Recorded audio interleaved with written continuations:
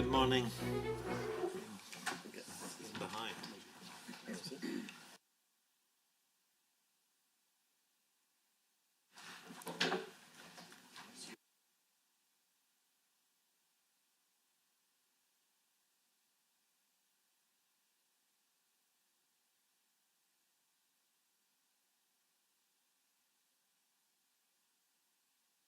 Everyone, I would like to call this meeting of the Public Accounts Committee to order and welcome everyone in attendance. My name is Irfan Sabir, MLA for Calgary-Buller-McCall and Chair of the committee. As we begin this morning, I would like to invite members, guests, and LAO staff at the table to introduce themselves. We'll start from Garth Rosal, MLA, Vermilion, Lloydminster, Wainwright. Jackie Armstrong, Hominick, MLA, Fort Saskatchewan, Vegreville.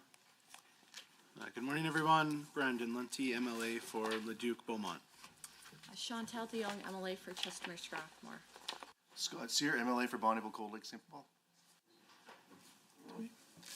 Gene Smith, ADM Digital Design and Delivery, TNI. Richard Isaac, Senior Financial Officer, TNI. Janet Alford, Deputy Minister, TI. Martin Donnell, ADM for Cybersecurity Division. Sorry. ADM of Innovation, Privacy and Policy with Technology and Innovation. Good morning, Brad Ireland, Assistant Auditor General. Marie Renault, St. Albert. Marlon Schmidt, Edmonton Gold Bar. Cork Ellingson, Calgary Foothills. Good morning, Nancy Robert, Clerk of Journals and Committees. Warren Huffman, Committee Clerk. Thank you. We do not have anybody online, do we? No.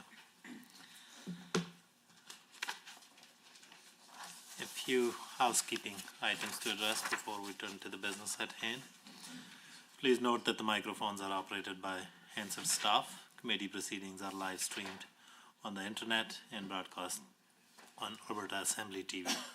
The audio and video stream and transcripts of meeting can be accessed via the Legislative Assembly website.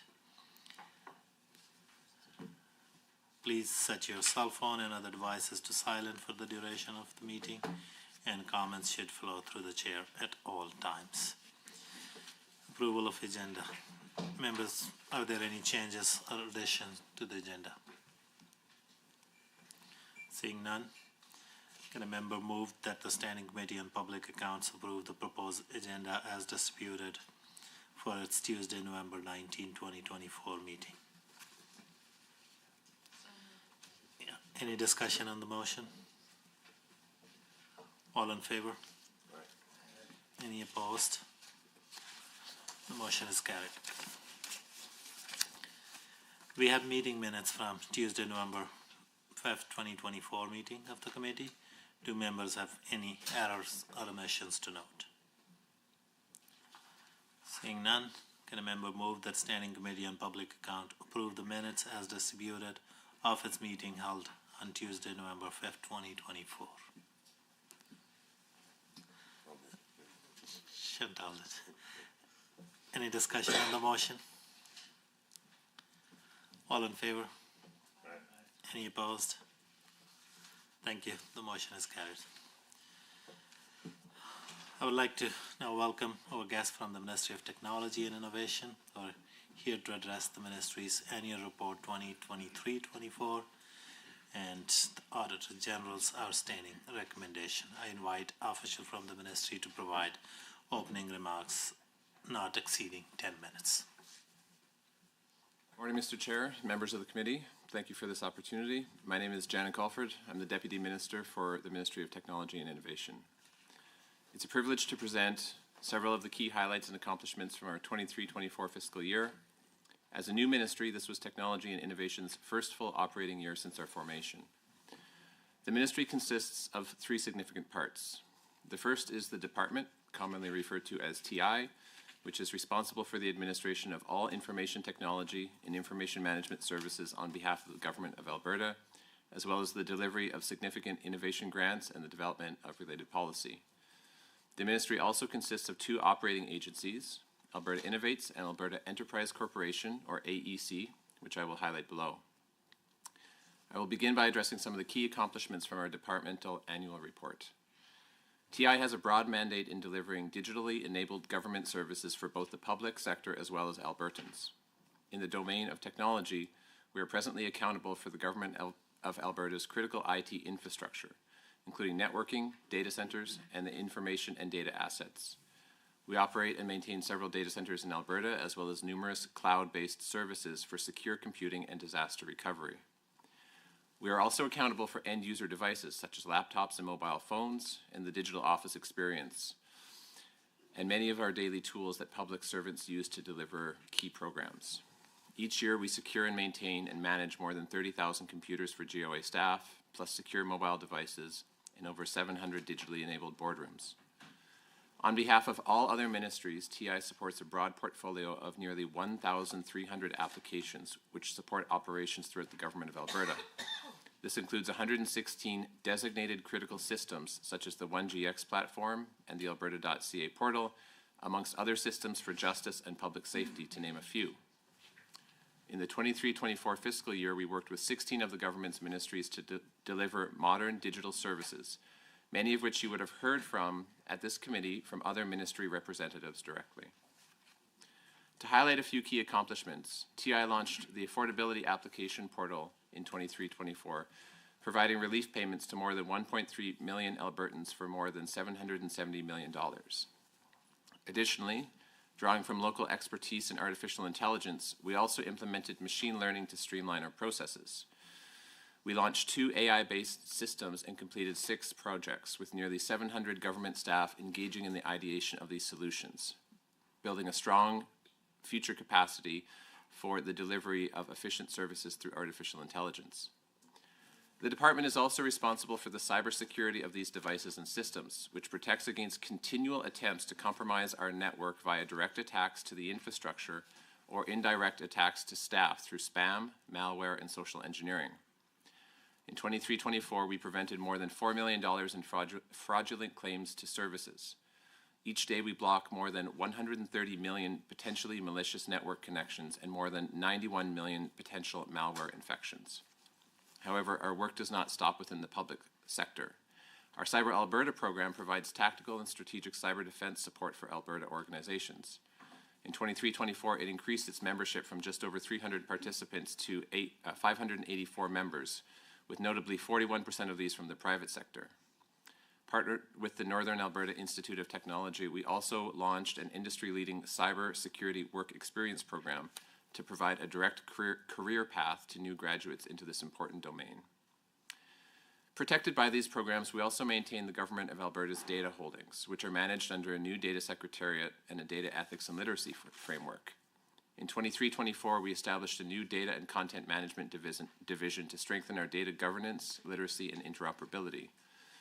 The team also published out 3,400 government publications and 145 data sets for public consumption and transparency.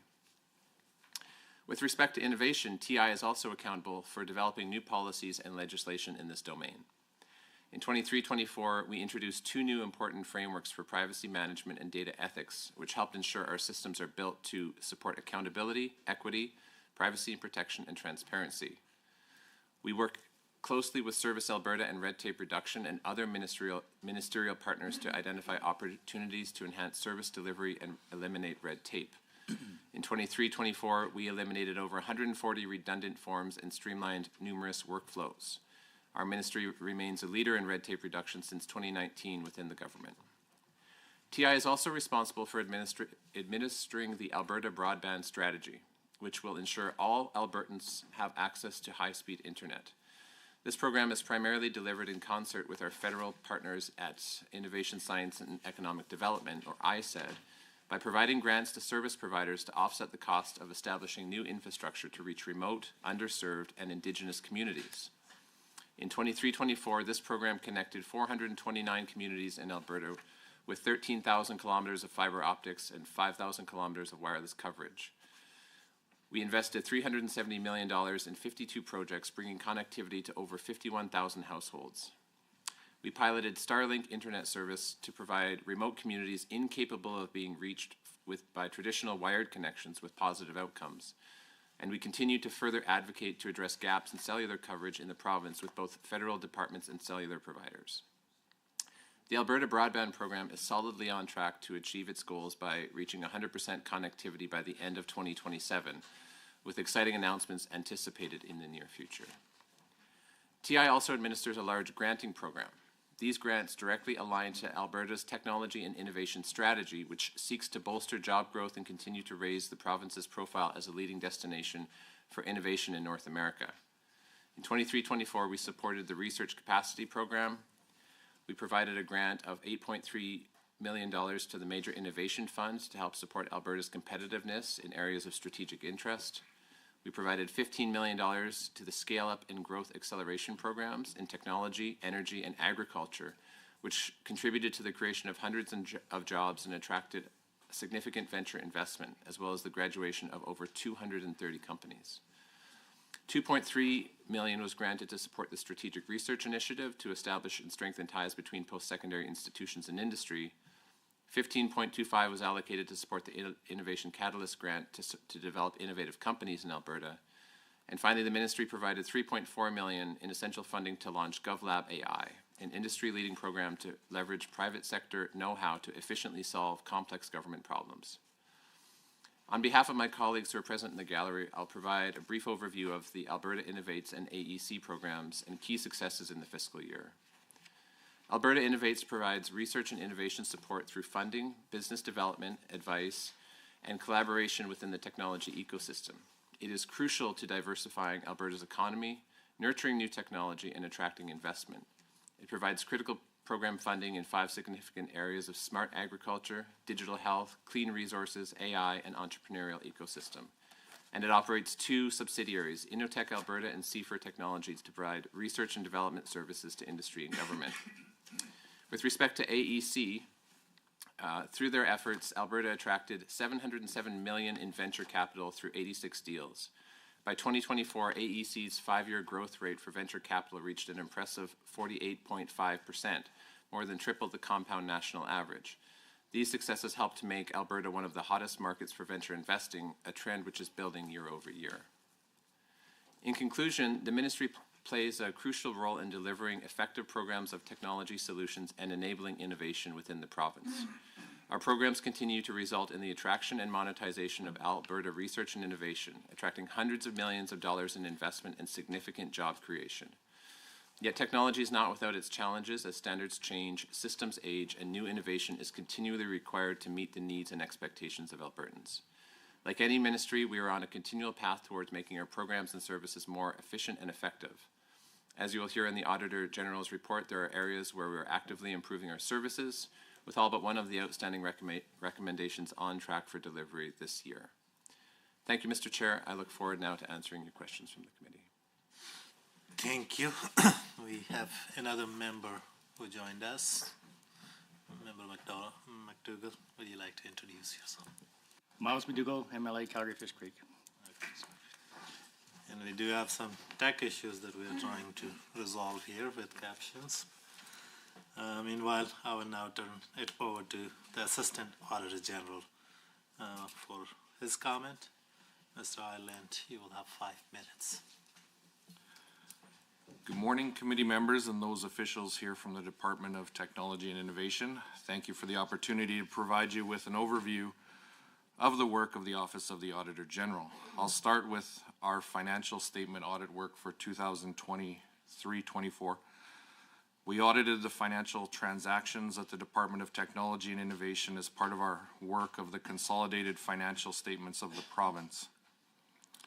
We also audited the financial statements of Alberta Innovates and Alberta Enterprise Corporation. Our annual report on the consolidated financial statements was tabled yesterday in the Legislative Assembly for the year ended March 31st, 2024.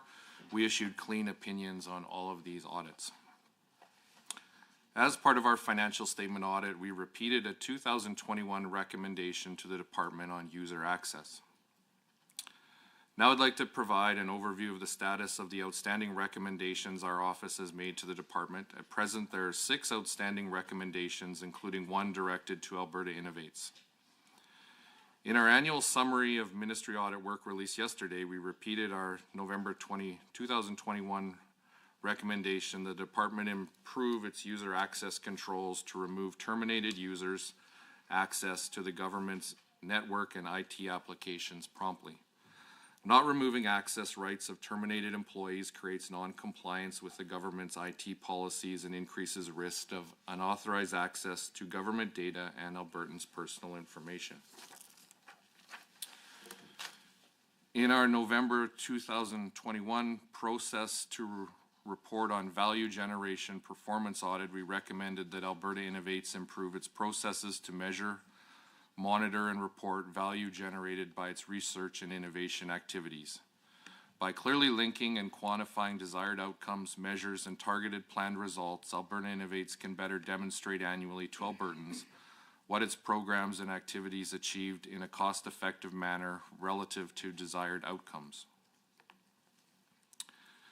We also made 4 recommendations in our July 2024 Alberta.ca account performance audit. We recommended the department periodically test automated controls, strengthen data encryption protocols, improve program onboarding and governance practices, and enhance monitoring practices for systems related to the Alberta.ca account. The service is fast becoming essential with over 3.7 million personal accounts and 75,000 business accounts activated. It is important that the department take steps to decrease the risk of data breaches and unauthorized access to information. In December 2023, we reported our findings and recommendations related to cybersecurity to the department. We've shared our findings and related recommendations with management. In order to not increase cybersecurity risks to government, we will report the results of our audit once management has implemented the identified improvements to its cybersecurity program. Thank you to the management group here today for their time, cooperation, and assistance during our audits. That concludes my opening remarks, Mr. Chair. Thank you. Thank you. We will now proceed to questions from committee members, and we will begin with the official opposition. You have 15 minutes. Thank you, Mr. Chair. First off, I want to note that this annual report discusses forward-looking information on pages 18, 23, and 30. Clearly, the department is willing to discuss issues beyond fiscal 23-24, so I hope that any questions that fall outside of that time frame will not be called out of order. On page 54 of the Alberta Innovates report, executive compensation is discussed.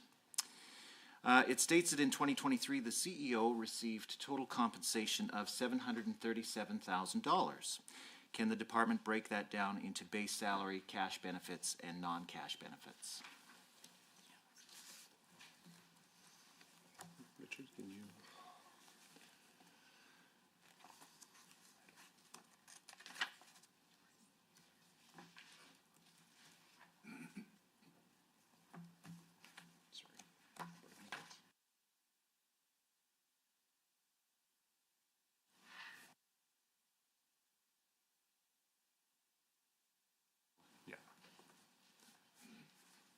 So the CEO for Alberta Innovates for 2024, base salary is $441. Other cash benefits are $122, and other non-cash benefits were $22,000. No, sorry, that's the 24 fiscal year. I'm asking for fiscal year 23, which indicates that the total compensation was $737,000. Can you provide a breakdown of cash benefits, non-cash benefits? I don't have that here in front of me. Can the department commit to returning to the committee in writing that breakdown? And this is really important because CEO compensation, as everybody knows, is regulated or was regulated in 2023 by the RABCA regulation, and I think it's important that Albertans understand whether or not Alberta Innovates was complying with the regulation. So we can certainly take that away and provide a written response. Thank you. So on July 20th of 2022, the then CEO of Alberta Innovates was approved by ministerial order to have her maximum salary increase to $431,000, which was a 9% increase over the maximum salary that the RABCA compensation regulation allowed at the time. There were no subsequent approved increases, at least not that I could find, published on any government website. Can the department explain why the CEO was approved for this astronomical salary increase? I'll turn to Richard. Do you have? No. We will commit to returning and providing a written response to the question. Well, I appreciate that because I asked the Department of Finance this spring why the Treasury Board and Finance Minister approved that ministerial increase, and the department refused to answer the question. So I think I would certainly appreciate it if technology and innovation can provide an answer to that question. Regardless, so the CEO was approved for a maximum salary of $431,000. We don't know what her base salary was in 2023 because the department can't provide a breakdown of her salary in 2023. But clearly, the base salary in 2024 was $441,000. Can the department tell us why the base salary for the CEO in 2024 exceeded the regulated limit of $431,000? Unfortunately, we don't have that information. We'll be happy to look into that and provide a response. So you don't know why it appears that the department is breaking the regulations for executive compensation? We will have to take that away and provide a written response. I think it's shocking that the ministry doesn't even know if it's complying with regulations when it comes to CEO salaries.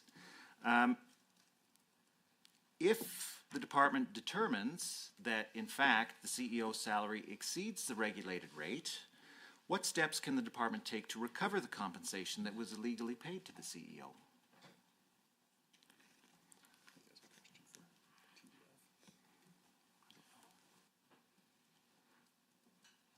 I would have to take that away and confer with our colleagues in Treasury Board Finance.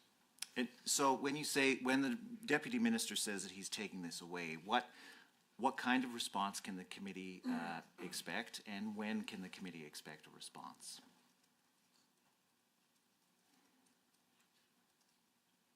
Mr. Chair, what's the standard for providing written responses? Within 30 days. Okay, so we will work to meet that standard. Thank you. So just to confirm, the deputy minister is going to investigate whether or not this compensation complied with the regulation, make a determination about that fact, and then provide us with an answer of what steps can be taken to recover this compensation if it was in fact paid out not according to the regulations. Is that my understanding? So I'll work with the team to look into the history relating to the question as it was asked. Questions with respect to the compensation or the financial implications, I'll have to refer to my other colleagues at Treasury Board or the Public Service Commission to understand what policies are in place with respect to that second part of your question. Thank you. Yes. So page 54 indicates that the CEO was paid out $122,000 in other cash benefits. Now, other cash benefits are also clearly regulated by RABCA as to what can and cannot be paid out in other cash benefits. Can the department confirm or provide a breakdown of what those cash benefits were?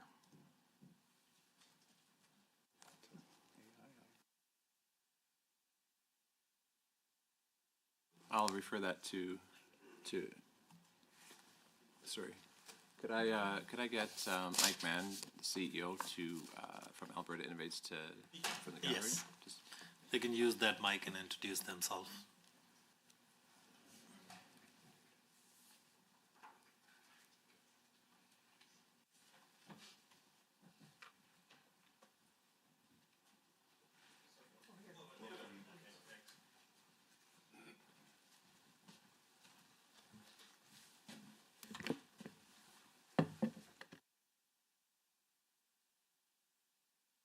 I'm the interim CEO of Alberta Innovates. I've been in the job for 5 months, so I know everything about Alberta Innovates you want me to answer. I'll just say that I've just consulted with our AVP research, and I don't have all of the details, but I can say that the majority of that would have been in the other cash benefits, would have been in vacation payout, and Cindy? Thank you. And in lieu of pension, that would be the majority of the funds allocated. Thank you very much. So, as we know, Dr. Mann is now the new CEO of this organization. Can the department confirm that his pay package actually complies with the current ministerial order? Yes. Thank you very much. And what is his base salary for this upcoming fiscal year? People have the right to know. Let's go with point order 23B. No. That's very insulting. I'll actually add that the member from is also guilty of 23J. B is this is well outside the scope, and just because he reads a statement at the beginning of the meeting says I'm allowed to go outside of the year in question, doesn't mean he can go outside of the year in question, sir. Then following up with a clear insult to my member assault, I would like an apology from that member, sir.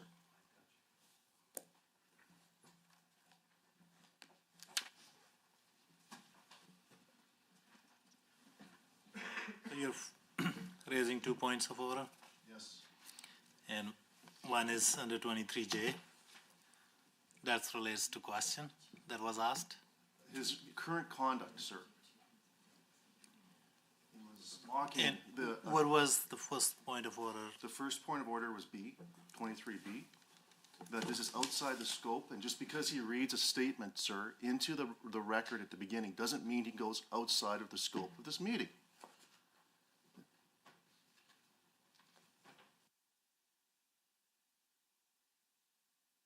Information, which is clearly outside this meeting.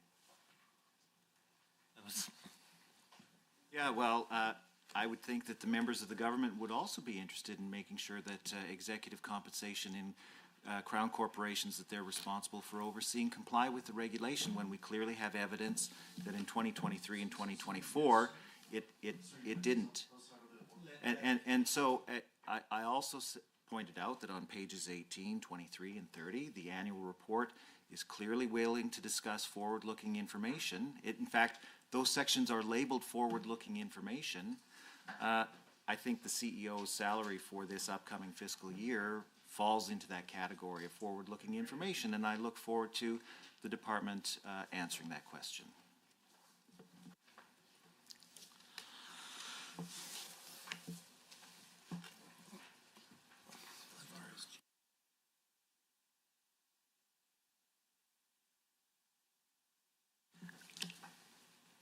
I think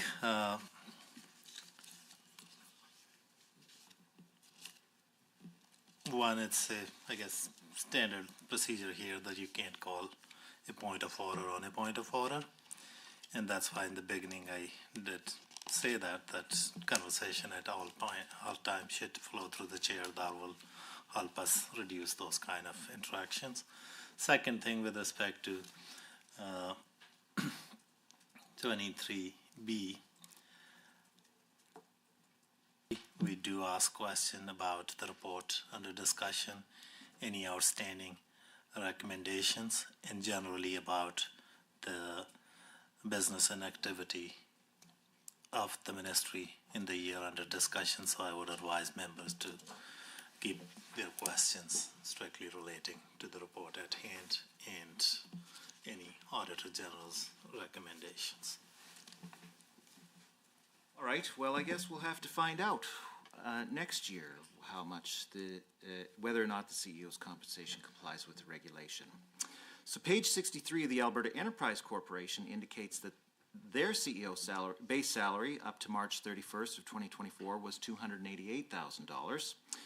The compensation regulation caps the CEO salary at $249,000.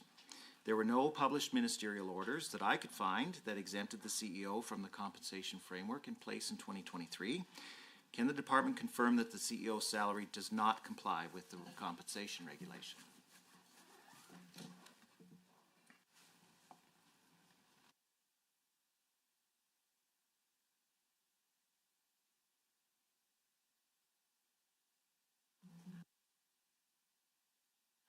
I'd like to invite Christina Williams from AEC to come up and speak. Christina Williams, President and CEO of Alberta Enterprise. I can confirm that the CEO compensation is in line with RABCA. So the base salary is at the maximum range of the level, and then there is RRSP contribution, and there is in lieu and health benefits according to RABCA. So explain to me then, your base salary, according to RABCA, can only be $249,000. It is reported as $288,000 in the annual report. Explain that discrepancy. So it would be 18% on top of that in terms of in lieu of pension payments, plus 5% in terms of health benefit payments. And then there is a... Yeah, but the health benefit payments are other non-cash benefits. It should be reported under non-cash benefits and not as base salary. Why is it not reported that way? That I will have to refer to my CFO and get back to you with. Well, I certainly hope so, because on paper, it looks like you are breaking the regulation. According to the ministerial compensation that's now in effect, the CEO of Alberta Enterprise Corporation can earn a maximum salary of up to $319,000, which is a 30% pay increase over what she should have been allowed to be paid in 2023. That's certainly much higher than any other public servant will get, and certainly higher than the average Albertan's wages have gone up. So those wages have only gone up 19% since 2017, which is when RABCA came into effect. Can the department tell us what the CEO's salary for this year is going to be?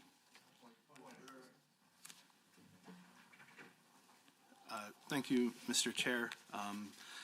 I believe this is 23B and was ruled on by yourself not 10 minutes ago. Another forward-looking question that is clearly a point of order in this instance. Thank you. Well, I'm going to make my case again, Mr. Chair. Clearly, the department is willing to discuss forward-looking information in the report. I'm sorry that the ministers or the members of the government aren't actually interested in making sure that their agencies under their purview are complying with the RABCA regulation. You can't raise a point of order on a point of order. Let him finish. As I said earlier, that you can't raise a point of order on a point of order. Member. Yeah, I would think the members opposite would be interested in understanding whether or not, and who knows when technology and innovation is going to appear before this committee. I think now is the right time to answer this question.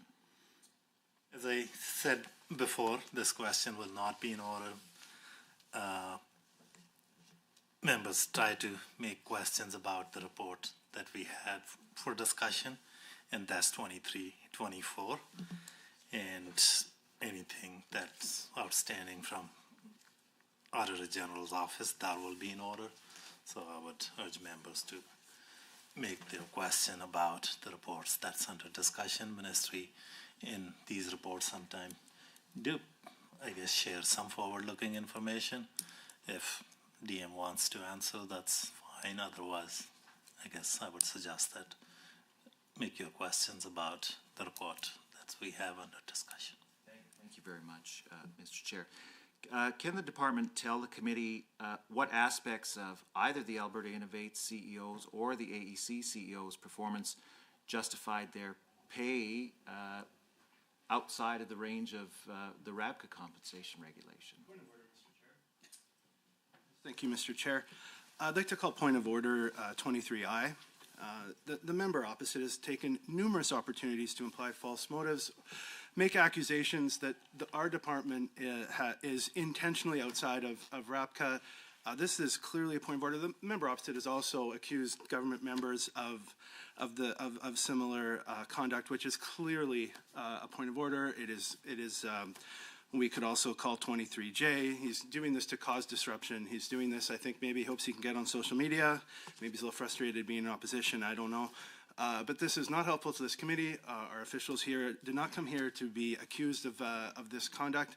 He's certainly welcome to ask his questions on what the compensation is, but to then go on the soapbox and accuse our ministry staff of misconduct is clearly a point of order 23I. Thank you very much, Mr. Chair. Well, thank you, Mr. Chair. I mean, the members opposite, I assume, have also been listening into the meeting. The DM cannot actually confirm whether or not the Alberta Innovates CEO salary was in line with the RABCA compensation. On paper, it looks like the AEC CEO's compensation is not in compliance with the regulation, and in fact, maybe it's a reporting error, and maybe it actually is in violation of the compensation regulation. Nobody here at the table has been able to provide us an answer to that question. So I'm not implying false motives. I'm just asking why our compensation appears to violate the regulations.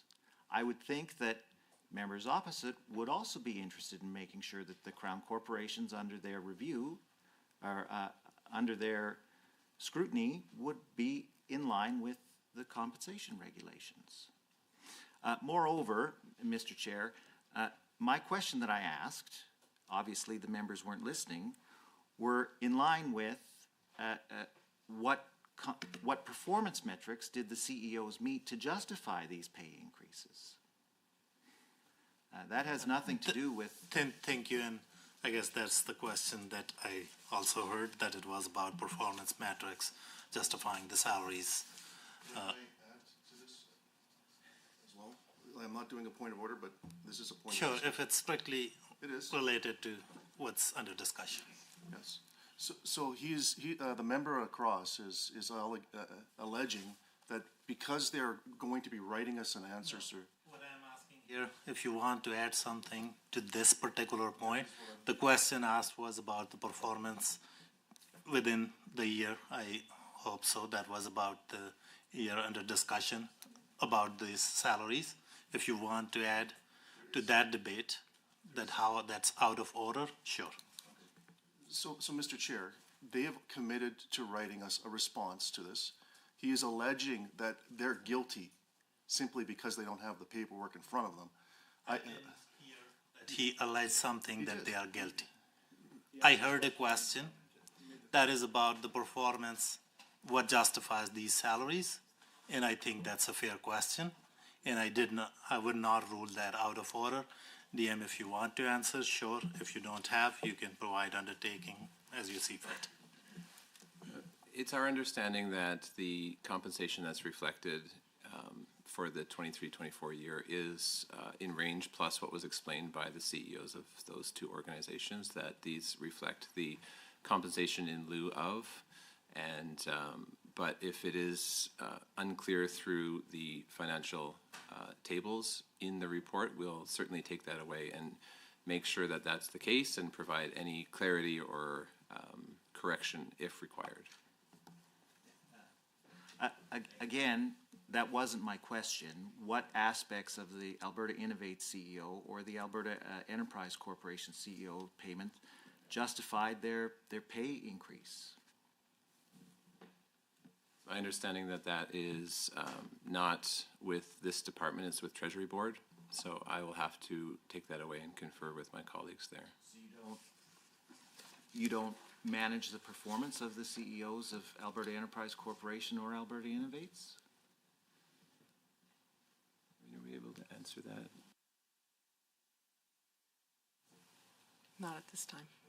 I can't answer the question at this time. We are accountable for that oversight, and we will respond. So you're accountable, but you can't provide an answer today. Is that what you're saying? It's the specifics of the question that you're asking. Right, and this is an organization that you're accountable for. You knew that this meeting was coming up. It was set months ago, but you can't provide information here today, this morning. Is that my understanding? We have committed to responding to you in writing. Thank you very much. My next question is about a company called Alta ML. Was granted over $3 million in grants in the fiscal year under review. Can the DM tell the committee what Alta ML does for the department? Marina, I'm going to refer that to you to provide an overview. Second here.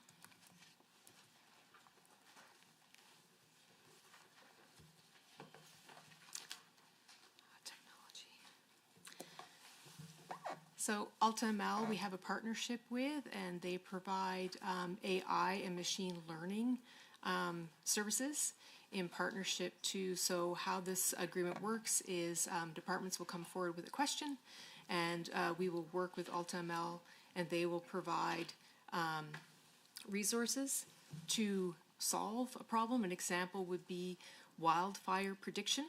So that is an example of what happens with AltaML and TI. Thank you very much. How were they selected for this grant? That I would have to check. There was a procurement process for AltaML's partnership with Technology Innovation. And so who were the other companies that applied to receive this grant? I don't have that information. Richard, do you have that? 3 years ago. Yeah, that's outside of this annual report.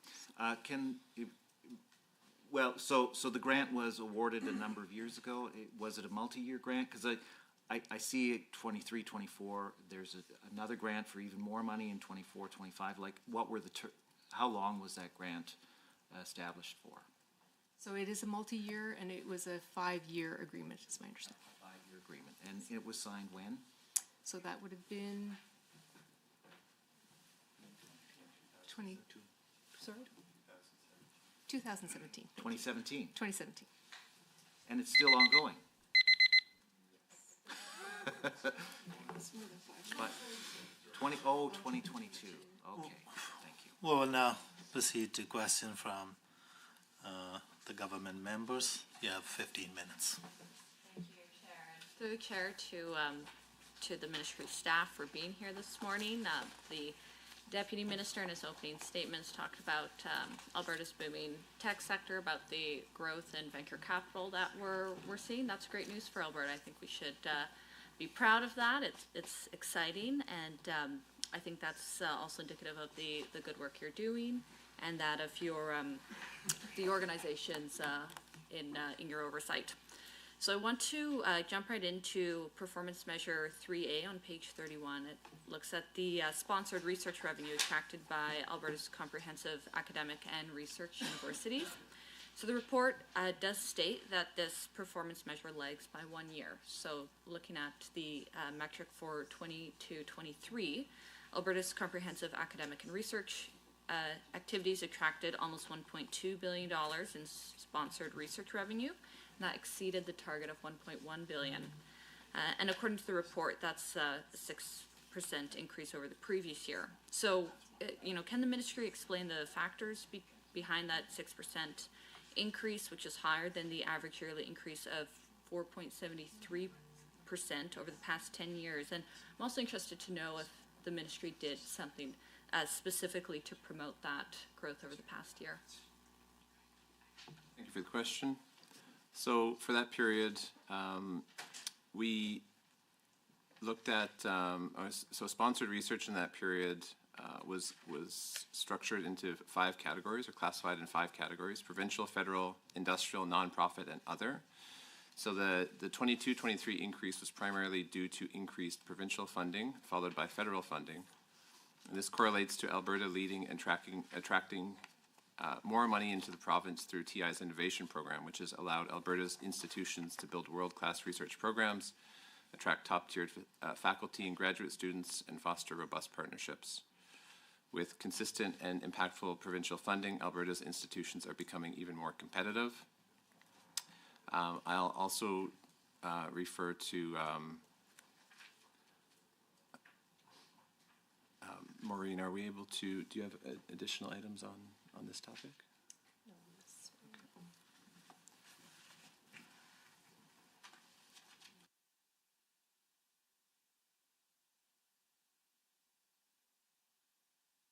Sorry, I'm not sure if that answered your question.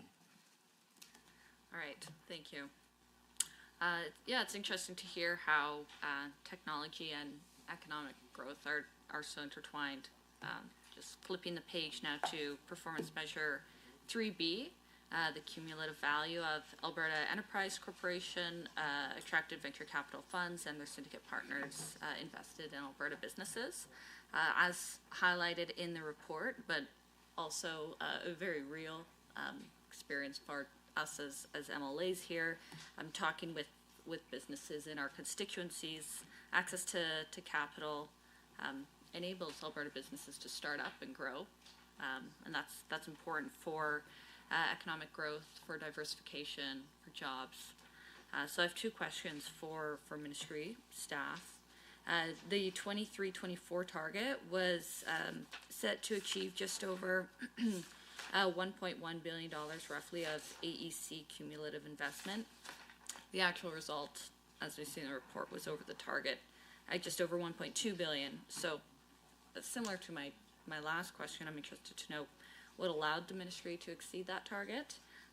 And in addition to that, the report indicates that results confirm for every $1 invested by AEC, venture capital funds and their syndicate partners invest almost $5 into Alberta companies. So in addition to that question I just asked, can the ministry staff explain to everyone here and to those who might be watching now or in the future how that formula was achieved and what that means? Perfect, thank you for the question. I'm going to invite the AEC CEO up to answer that question. Thank you very much. Happy to be back. If I'm getting a 30% salary increase, can someone let me know? Because I haven't seen it. But anyway, we will clarify, and I have the detailed breakdown for you later, but I can provide that in a written format for you. So to answer about the $5, so for every dollar that we invest in a technology venture capital fund, we have had $5 come back into Alberta in terms of investment. So how we calculate that is we look at the dollars invested in Alberta technology companies that are inside our portfolio and from our venture capital funds and their partners, and we divide that by the dollars that we put into these funds, and that includes fees and money for investment. Does that answer your question? Yeah, yes, it does answer the second part of the question. Thank you. Yeah. Would you like to repeat the first part? Yeah, the question was just on what the ministry has done to exceed the target of AEC cumulative investment. So, excellent. What we've done to do that is we've actually aggressively increased our investment pace. So there's a couple of things happening in the province. First of all, we have awesome entrepreneurs that are all developing. So we have more companies in the province, so there's a higher demand for capital right now.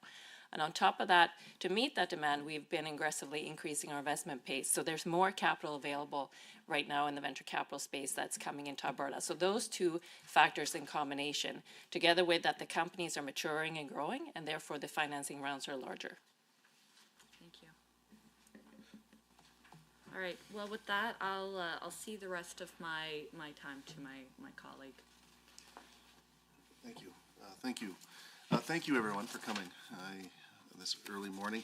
I just want to thank the department, starting off with, we had a security breach at the city of Cold Lake, and I will say that it was sure nice to see that Alberta really stepped up for the city of Cold Lake. That's one of those success stories, and it's nice to see when there's a great cooperation between municipal and provincial. I also will say that a lot of my questions will be about broadband, and MCSnet is within my constituency. It's actually based out of St. Paul, and it's one of those homegrown internet providers of broadband, and it's right in Northeast, so it's kind of neat to see how you're actually putting real money into the Northeast region, so I'm very thankful for that. Let's start with looking at expenses on the report on page 38. I see that the expenses were $188.5 million lower than budgeted. The report indicates this is mainly attributed to unspent budget in technology support and operations due to the factors affecting the timing of the broadband initiative. Given this program is aimed at bringing high-speed internet connectivity to rural, remote, and Indigenous communities, this program seems highly important. Can the minister please explain a bit more about the program, including how it works? Certainly, and thank you for the question. So the goal of the strategy is to provide access to high-speed broadband to 100% of households, as you said, in rural, remote, and Indigenous communities. We have to recognize that this is a big challenge. The strategy estimates that the size of the problem is over $1 billion to ensure connectivity. So the broadband strategy is really composed of two parts. There's a Universal Broadband Fund and an Alberta Broadband Fund. So the UBF is a joint program shared with between the Government of Alberta and the Government of Canada. This fund provides $780 million equally split between the two governments. Alberta and Canada signed a Memorandum of Understanding in 2021 and amended it again in 2022. And the MOU lays out how both levels of government will work together to reach the goal. So the program selects projects based on an approval on consensus between both governments. Since the start of the project, over 600 applications were submitted. Projects could request either up to 75% of government funding or up to 90% government funding for Indigenous or very remote areas. And then the selected projects were then conditionally approved and moved to negotiation to finalize the scope. Once negotiations were completed, projects moved to the contribution agreement and work could begin. So all of the projects have to be completed in this program by March 31st, 2027 at the latest. The ABF is an Alberta-only initiative that carves out $36 million out of our $390 million commitment to focus on areas that will not be reached by UBF projects or are underserved because of the growth of communities or failing of existing service provisions. So the ABF mirrors a similar carve-out that the Government of Canada made with their Rapid Response Stream program that predates the MOU. Both governments have recently again partnered on an expression of interest which closed on November 8th to identify projects which will address the gap of approximately 40,000 households not covered under the UBF. The Alberta Broadband Fund is also looking at how low Earth orbit satellites, such as Starlink, can be utilized to ensure service for any houses not served within the expression of interest, but we expect this to be a small percentage of households located in more remote areas. And with respect to the first part of your question on the expenses, the startup, the first year, we underspent just due to the time it took to establish those contribution agreements and ramp up. The money was reprofiled to future years, and the program remains on track to meet its objective of serving 100% of households by 2027. Thank you for that response. Can the ministry unpack the factors behind the delay in the broadband initiative? Like, what was this a federal provincial delay? That's what I'm hearing, according to some of my the broadband providers, was that they were waiting on the federal government to step up, but we were all ready to go. Can you kind of work this through the process, please? So I wouldn't characterize the initiative as being delayed. The stated goal was that we would get 100% access by the end of the 26-27 fiscal year, and to that end, we're well positioned. We do have, we have worked with the federal government very closely to review hundreds of high-quality UBF applications, and it's been a long process, but something that we were not willing to rush. This helps to ensure that we connect as many households as possible while getting the most out of Albertans' tax dollars. The selection and negotiation process did take longer than originally anticipated due to the sheer number of applications we received, over 600, and the complexity of those applications and the need for robust due diligence. So factors impacting the timelines have included the need to de-scope overlaps between applications, a very active telecommunications sector, which impacted the availability of resources such as staff and hardware, addressing inflation, delays caused by wildfire, and corporate mergers and takeovers that led to project withdrawals. However, we remain confident that all the projects will be completed on time and we will meet the stated goal of 100%. Thank you for that. And I know my communities, my First Nations and settlements appreciate that too, sir. On page 19 of the annual report, Ministry outlines that 21 recipients signed 21 contribution agreements with the Ministry of Technology and Innovation so that Alberta government could begin 45 broadband projects in over 200 communities across the province. These projects move our Alberta government forward in our promise in connecting all rural, remote, and Indigenous communities across Alberta, ensuring these communities can thrive and be included in our economic growth going forward. Can the Ministry of Technology and Innovation please explain to the committee how the 21 recipients were chosen for these broadband projects? Certainly.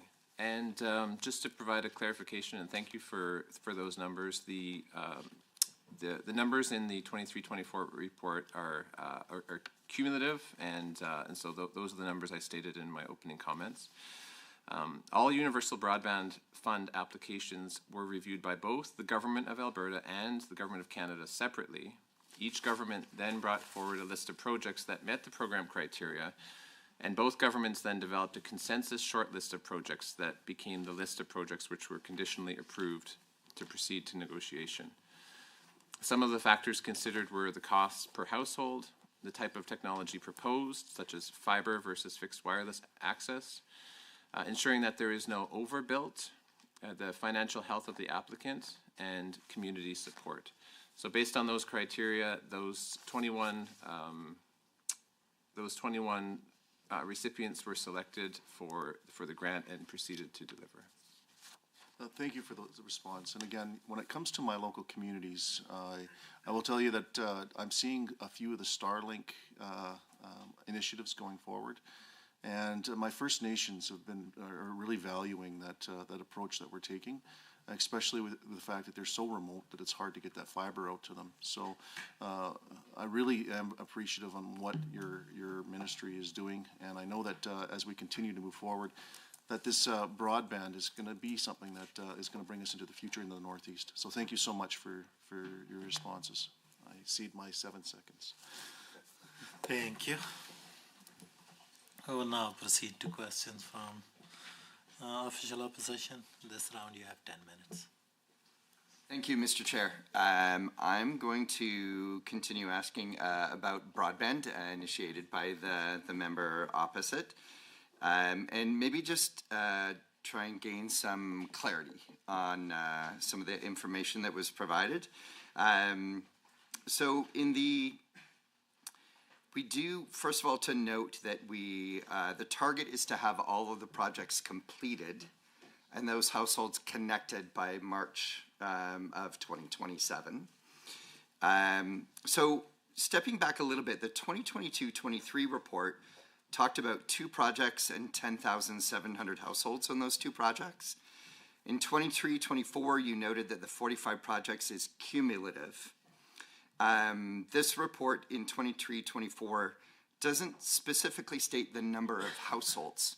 Can you tell us the number of households that have cumulatively been included in the projects? I believe I have that information. For the 23-24 numbers, I believe the number of households is 51,000 households. Thank you. So now I'm curious with the households, the 10,700 households that had contribution agreements signed or projects to cover them in 22-23 or 22-23. In 23-24, how many of those projects had completed construction and the percentage of those households that gained access in 23-24? Give me a moment.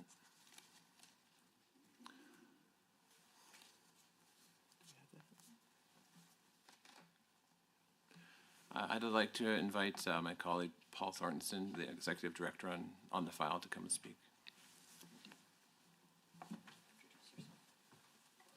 Good morning, I'm Paul Thorstensen. I'm with the Department of Technology and Innovation. I'm Executive Director of Broadband and Strategic Support Services. To answer your question, in that particular year, I believe there was 5 projects that completed. Your second part of your question is how many of those households were connected. We don't have that information about how many subscribers partook of the new service available to them. All we can say is that service could reach 10,000 households. So you would, sorry, just to clarify, so of the 5 that are completed, you would know how many households would be reached by those 5 projects.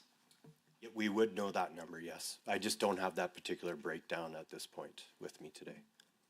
Right. So if that could be provided after the fact, that would be great. And I do appreciate that you're not responsible for whether or not people actually subscribe to the service, but you are responsible for ensuring that the service does reach them and that the potential is there. So that actually does kind of like weave into another question that I have, that it is, my understanding is that the funds that are provided through the broadband programs, these funds are for infrastructure related, to see that there's infrastructure in place that people would be able to subscribe. So now my question is, what provisions does the department have, or anything else in another area of the government, for people who now could be physically connected, the infrastructure is there, but they don't have the funds to have a subscription to what is offered? Are there programs in place to help low-income families in these rural and remote areas connect and get a subscription? I'll call up Paul again for a second. Are we aware? Yes, the program, the strategy itself and the program do not contemplate subsidizing the service costs. So I guess I'll ask a forward-leaning question. Is that under consideration by the department?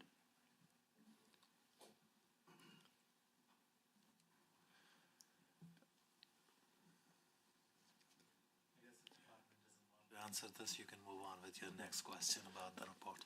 Sorry, I was just conferring. I don't want to speculate on behalf of the government, but at this current time, there is no program in place presently. Thank you.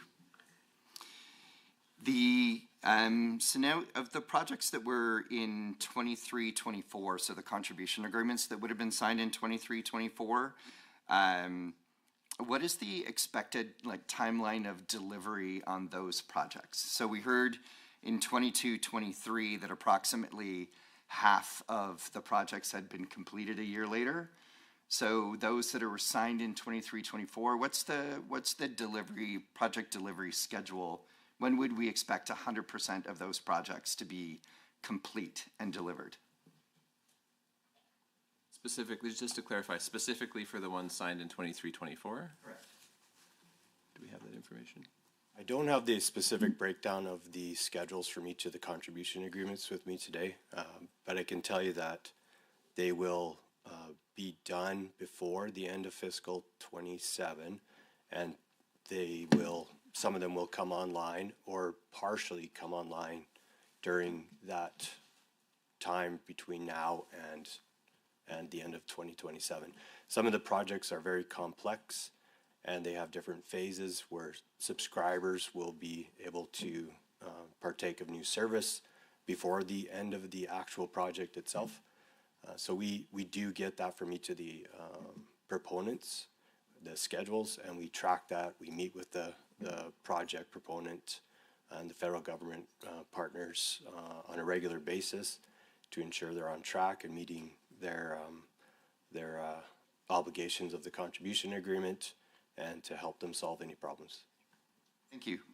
Appreciate that through the chair. So we are at the end of 2024, approximately projects approved that would reach 51,000 households. So we do still have 149,000 households remaining projects to be delivered before March of 2027.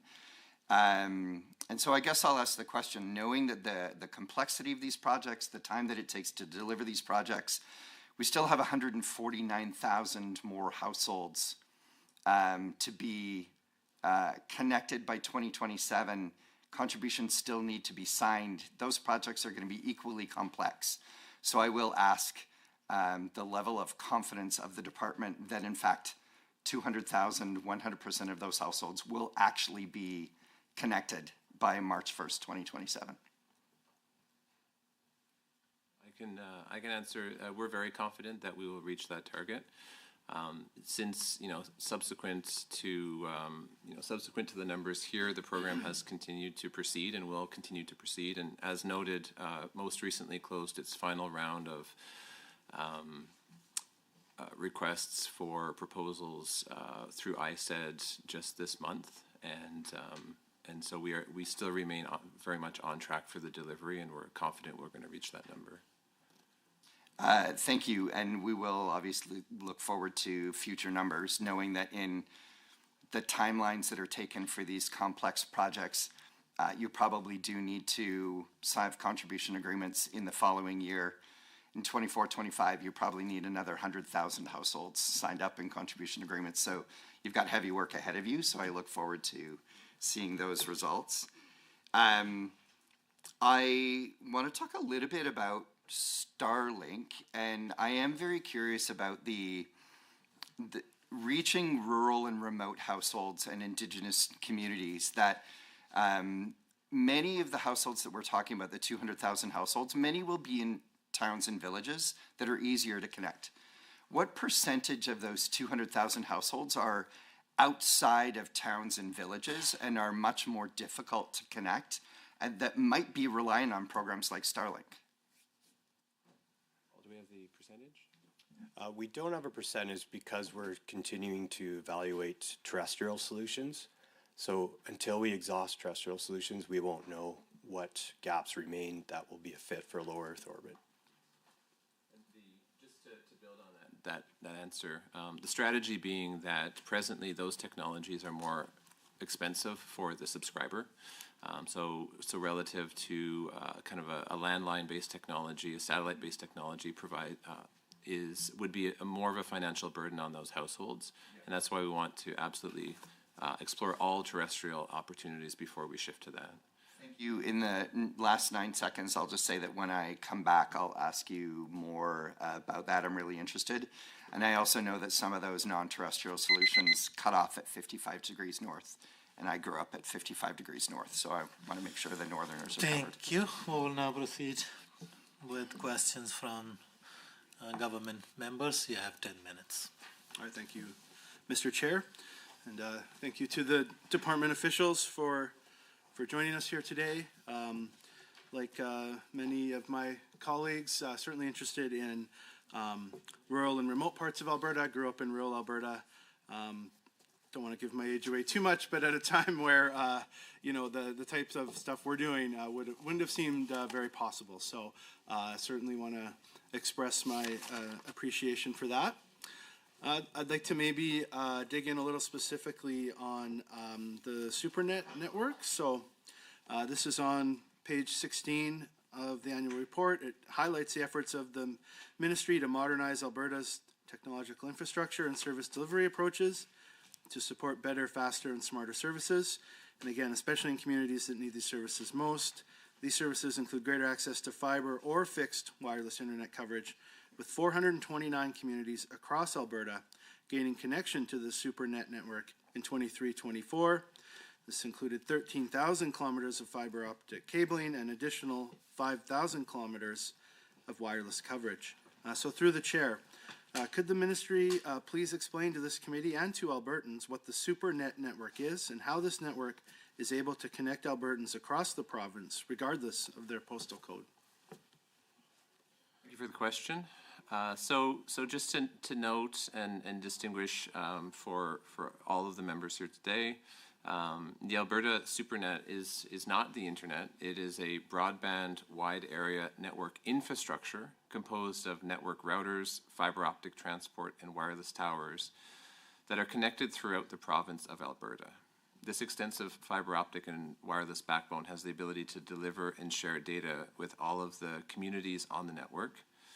And so SuperNet has a point of presence in 429 communities, including First Nations and Métis settlements, where stakeholders like schools, hospitals, libraries, and other government offices can connect to the network to deliver services for Albertans. SuperNet also allows internet service providers, if they so choose, to connect through wholesale agreements with the SuperNet operator to offer residential commercial internet services to Albertans without the internet service provider having to build their own costly infrastructure to reach those communities. So it's, it's enabling that kind of connectivity that we're looking for. It's providing the fundamental underpinning technology that those service providers can then go and provide services available. Through the chair, thank you very much for that answer. Obviously important technology for our communities. I just wanted to ask about the 429 communities that were added to the SuperNet network in 23-24. Can you please describe how those communities were chosen? Certainly. So the investment to build out the 402 of the 429 SuperNet communities was made back in 2000 because there were few service providers available or competing in those communities. The remaining 27 communities were referred to the urban communities such as Edmonton, Calgary, had and continue to have sufficient competition and services available. So the 402 rural and 27 urban communities make up the SuperNet network that you see available today. So that was the methodology for adding those additional 27 urban communities, areas that were underserved by current competition. Thank you very much, through the chair. So unlike the minister of this file, I do not self-identify as a tech nerd, so you might have to bear with me on the 2.0 question here, but in the annual report, it's mentioned this is the first year of operation under SuperNet 2.0. I'm just wondering if you're able to explain to the committee the difference between Alberta's SuperNet and now we have SuperNet 2.0. Thank you. So thank you for the question. So SuperNet and SuperNet 2.0, they are somewhat one and the same. The 2.0 name was used to delineate an evolution in the SuperNet with new operating models and contracts as well as new services, so offering more broad bandwidth for lower cost, and to refresh the network infrastructure. So it was the second iteration of that, but providing the same SuperNet backbone throughout the province, just with the latest hardware and features. Awesome, thank you very much, through the chair. So another, switching gears a little here, of course, our government's very focused on red tape reduction and making things easier for Albertans. So I did want to note that the ministry has some impressive key highlights achieved in 23-24, and one of those was related to red tape reduction.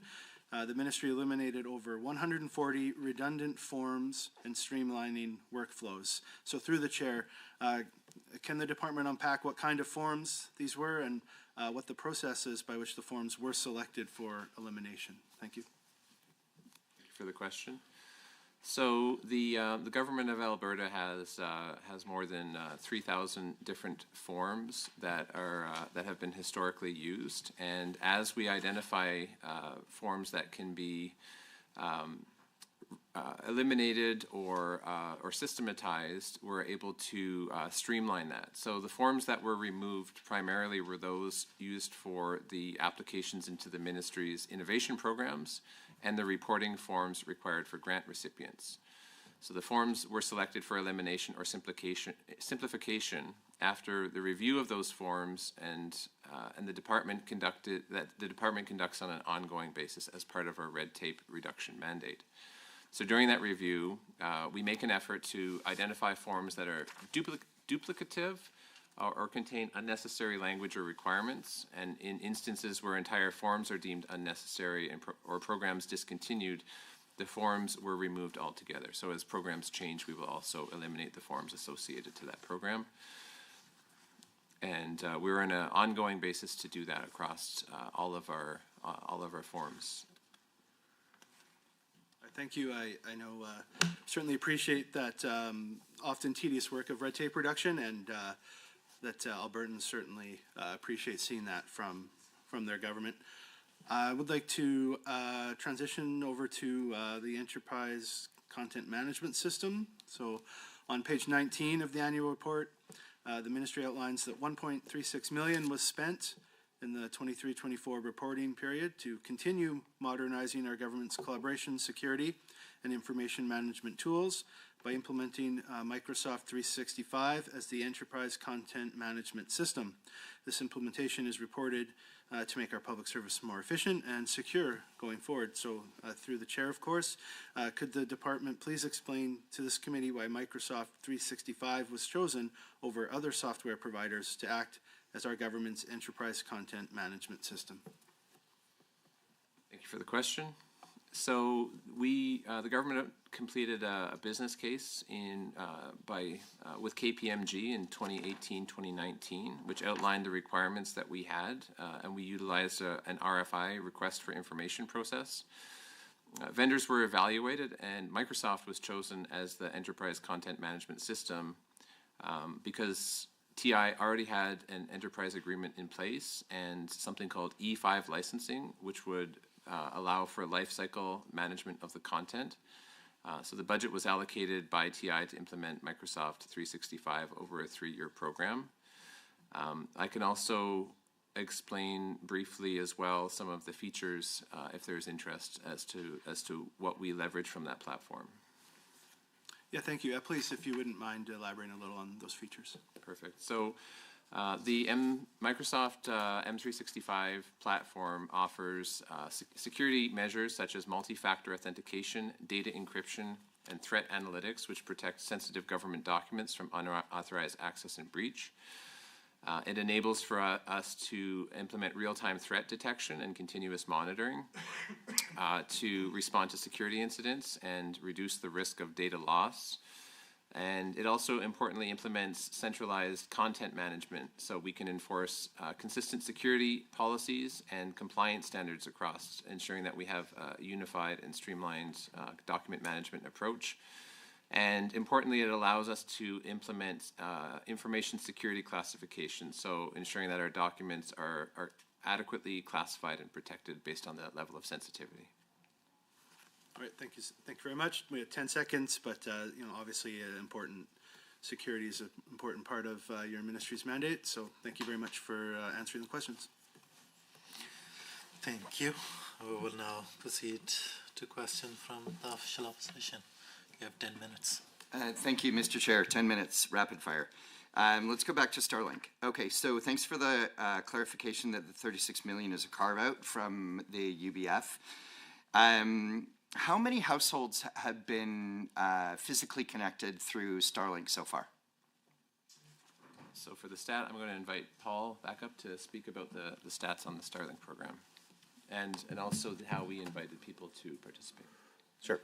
So in pardon me? You can introduce yourself for answer. Okay. It's Paul Thorsteinson again. I'm from the Department, Technology Innovation, Executive Director, Broadband Strategic Support Services. So the Starlink, in 2023-2024, we undertook a Starlink pilot project to see what the response would be from not only the technology side, but also the participation from Alberta households. So we selected an area in southern Alberta, and we eventually saw an uptake of just about 3%. So we didn't actually subsidize very many kits out of the households in the region. We identified there was 150 eligible and only 4 subscribers, or only 4 households decided to participate in the pilot, and they received the reimbursement for the hardware for the Starlink service. We did some additional follow-up, and we understand that the primary causes for that are because of the cost of ongoing service. It's generally 50% more expensive than terrestrial services. Can I jump in and also ask like the cost differential for like of those 4 households? How much did that cost the program just for those 4 households? We offered a subsidy of up to $1,000, and that would include the cost of the kit itself and installation service. And we only had one, if I recall correctly, we had one of the four that submitted a claim for the full $1,000. The rest were partial amounts. How about the administration that ultimately delivered 4 households? The cost of the Yeah. We use department staff, and I don't have a breakdown with me on what that would look like. Okay. Thank you. So I think there's lots of questions on the future of Starlink, given the low uptake, the costs to the government. It is absolutely critical that we reach rural households and remote households. Clearly, the Starlink project as a pilot is very expensive to both the government and to the subscribers. And I look forward to like the evaluations of that and kind of understanding how we're going to go forward to reach those very remote households. Because clearly there are some blocks there. I'm going to quickly switch over to the SuperNet for a second, and then I'm going to go to some stuff on Alberta Innovates. Thank you so much, Paul. So for the SuperNet, it sounds 429 communities sounds impressive, 13,000 kilometers of fiber. We know that this is the backbone for a lot of services in Alberta. Thank you for clarifying that we started building this out in 2000. It was really quite miraculous that the government of Alberta did this way back in 2000. It's just unfortunate for the first 20 years we didn't actually leverage the SuperNet. So before 23-24, out of those 429 communities, how many of them were connected to the SuperNet before 23-24?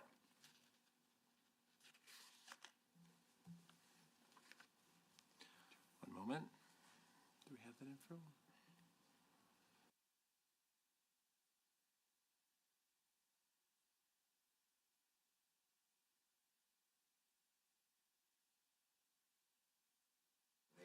Sure. We'll answer that. Yeah. So with respect to Alberta Innovates, and so just to clarify, I did spend about 8 years working in the tech ecosystem, and I'm relatively familiar with Alberta Innovates and Scale Up and Gap. And so I just want to ask some clarifying questions around what we see on page 29 in the Scale Up and Gap program. The 327 companies referenced, attracting 282 million, which was an increase of 147 million. I'm not going to deny that is amazing. I love those numbers too. But I'm curious, with respect to, so Catalyzer, Alberta Catalyzer is the pre-accelerator program as a part of Scale Up and Gap. How many of the 327 companies were Alberta Catalyzer, and how many were with the other 4 accelerators as part of the program?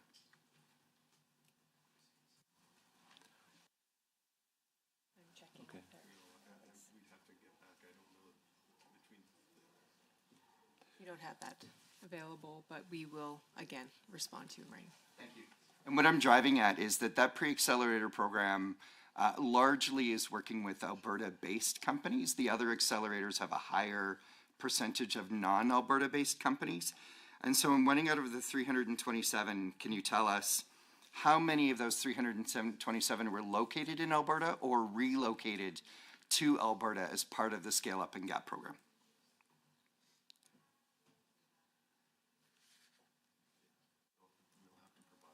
Unfortunately, we'll have to provide that as well as a follow-up. Thank you. And just pursuing that line of questioning, of the 282 million in venture capital or capital that was attracted by those companies, how much, what's the dollar amount attracted by companies that are located in or relocated to Alberta through Scale Up and Gap?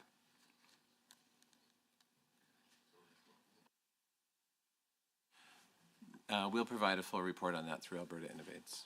Cool, thank you. And I'm also curious, one last question, of how many companies did we successfully relocate to Alberta from another location through the Scale Up and Gap program?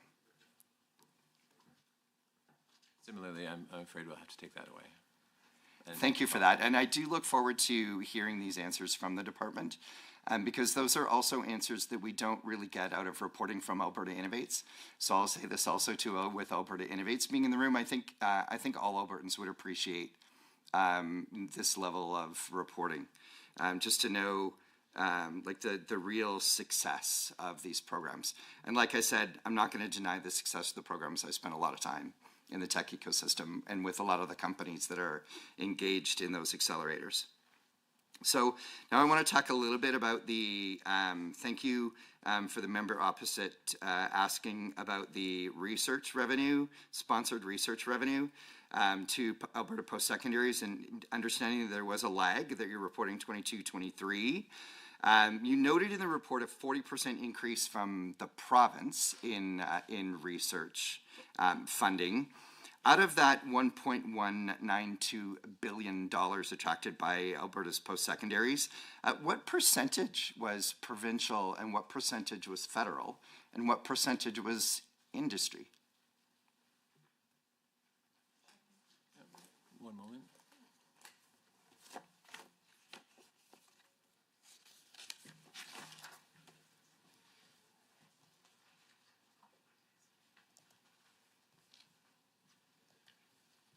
Maybe we'll have to get back to them. I appreciate that. I look forward to that response. Of the federal funding that was provided, that $1.192 billion, the amount that is federal funding, which you'll provide the answers to, I'll also ask what percentage of those federal funds had no matching with provincial dollars?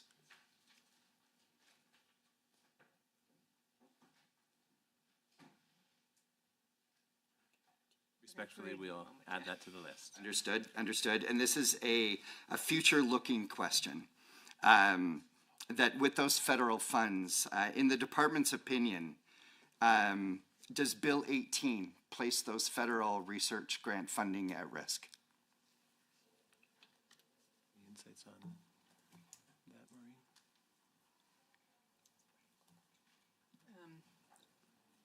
I would say that the government is working on that, and we don't anticipate to have a negative impact. I can say that the post-secondaries do, as do the students that are working on those projects. But so thank you for that. I have only 20 seconds remaining in this block. So I wanted to throw out there a question around accessibility on the digital programming from the Government of Alberta. So we know that Canada has accessibility standards for digital infrastructure. Okay. Thank you. We will move back to government members for 10 minutes of questions. Yes, hello. Thank you very much for coming here today.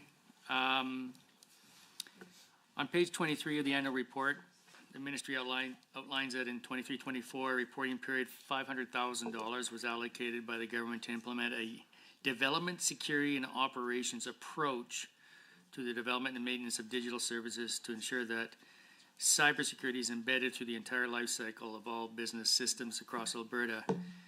And of course, obviously, cybersecurity and security of the systems critically important, especially with all the personal and private information that is involved in a lot of the government databases. Could the ministry please explain to this committee and to all Albertans how this new development, security, and operations approach to the development and maintenance of digital service differs from our government's past approaches, and outline why this direction is an overall improvement? Certainly. Thank you for the question. So as we are seeing a market uptick in the amount of bad actors and cybersecurity threats facing our systems, we have to respond to that with an enhanced and forward-looking security approach and be much more agile to the rate at which these threats are evolving. So traditionally in an IT infrastructure deployment, you would essentially plan and design an application for, or a system for, a period of months, and then you would go through an IT security audit at the tail end of that implementation. In this case, the development, security, and operations, or DevSecOps to use the jargon, embeds the security design into all aspects of the forward-looking system development. So security teams are embedded into the solution development from the very initial conceptual design, and then continually validate the security of our systems through every step of the development lifecycle. So this enables us to be much more rapid in our application development lifecycle and use common security blueprints and methodologies, including automated scanning and artificial intelligence to look for any vulnerabilities that may be present in the code based on new exploits that are continually made available in the ecosystem. So this ensures that our security is much more quick and cost effective, and not simply just addressing security after our systems are operational. So this becomes the new industry standard that to ensure secure systems, and so Alberta is following that same methodology. Thank you for that answer. On page 24, I would like to bring attention to performance indicator 2A, the number of malware infections prevented across Alberta during the 23-24 reporting period. This indicator reports the volume of emails which were stopped by security measures because they contained harmful content or were deemed suspicious. And this criterion covers emails containing spam, malicious links, malicious attachments, or contain any type of engineered attack. In the report, we see that 91.2 million malware infections were prevented by the cybersecurity controls in this reporting period. So if during 22-23, 95.1 million malware infections were prevented when accounting for this new updated methodology for this performance indicator, that would leave a difference of 3.9 million malware infections between 22-23 report and the 23-24 report. And so could the Ministry of Technology and Innovation explain this difference of malware infections prevented between the two reports? Thank you for the question. I'm going to turn the answer over to our Chief Information Security Officer, Mr. Martin Donnell. Good morning. So the annual variation, of course, it comes from a number of factors, essentially, so including the evolving nature of the malware, changes in the threat landscape overall, changes in politics, political infighting sometimes amongst nation states and such, improvement in detection and prevention technology and user behavior, as well as security practices. So as such, in another question here, the 23-24 annual report, there's been an update in the methodology when discussing the performance indicator of malware infection prevented. So this new methodology is reflected in the updated figure of malware infection prevented from the previous reporting period. Okay, so it's touching on the previous question. So this new methodology is reflected in the updated figure.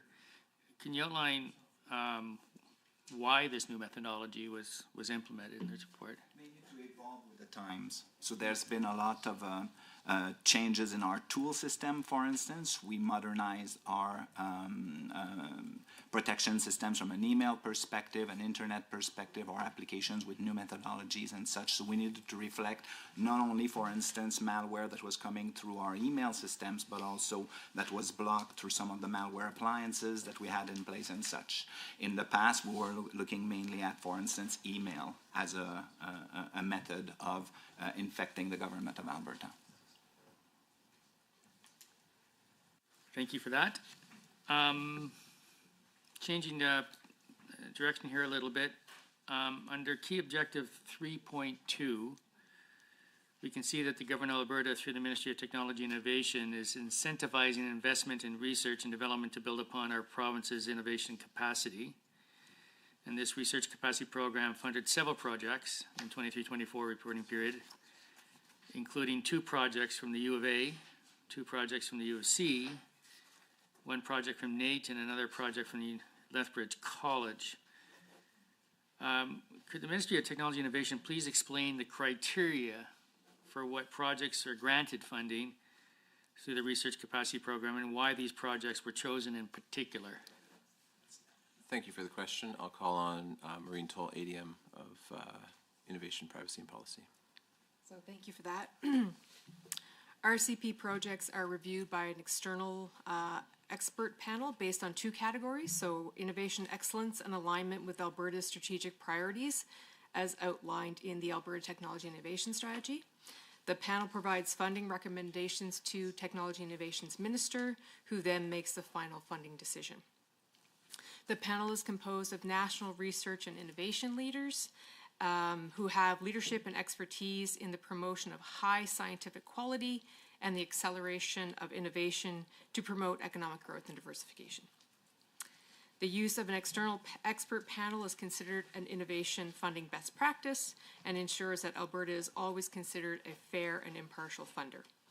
The projects chosen in 23-24 were deemed as high quality and high innovation potential with strong alignment with Alberta's strategic priorities in the areas of life sciences, energy, and emerging technologies. Thank you.